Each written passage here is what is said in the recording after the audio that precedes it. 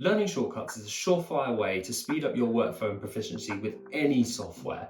In today's video, we're going to take a look at some of the alignment shortcuts you can use in Figma to help speed up your workflow. So how we're going to start is we're going to start using the option key. Now the option key is probably going to be your new favorite key when it comes to Figma because it allows you to do so much. So what we're going to do first is we're going to go over the WASD keys, and that allows you to align elements to the top, bottom, left and right. What we will do is, as you can see, I've got a design with a few misaligned elements. So we're going to use these shortcuts to help tidy it up a bit. So for example, you see here, we have a load of elements here that aren't necessarily aligned to one another properly. So what we're going to do is we're going to use Shift to select these options. And then what we're going to do is we're going to use Option A to align everything to the left. So if you think the WASD keys are like when you were playing on the computer when you were younger, it's kind of like that. So you can use the W key to align everything to the top of what you've selected. If we undo that with Command Z, you can use Option S to align everything to the bottom, or you can use Option D to align everything to the right. So this is really good when you've got elements like this. I'm just going to scroll down, for example.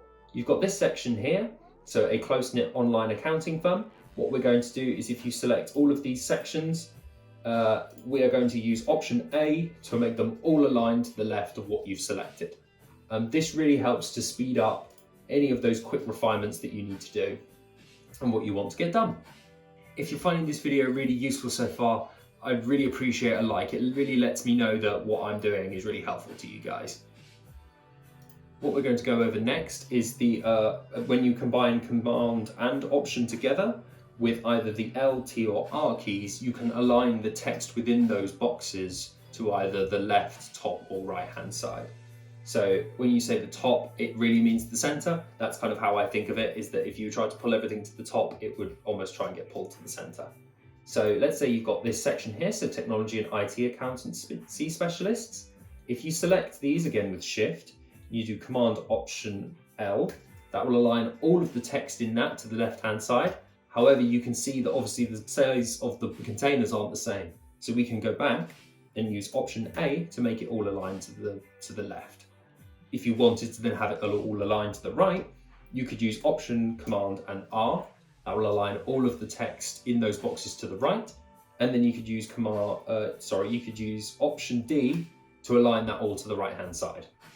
If you wanted to have everything aligned to the center, what you could do is use Shift again to select these elements and then use Command Option T.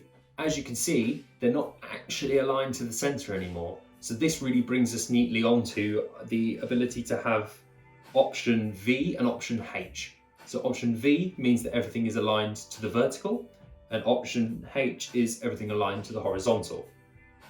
In order to neaten this section up here, we're going to use Option H to align everything to the same horizontal point. We're going to use the same logic here on the section underneath, and we're going to align all of these sections. So again, using Shift, and then if you use Option V, it's going to align everything to the center of what you've selected. So again, this really helps to sort of speed up that process and make that all a lot more efficient.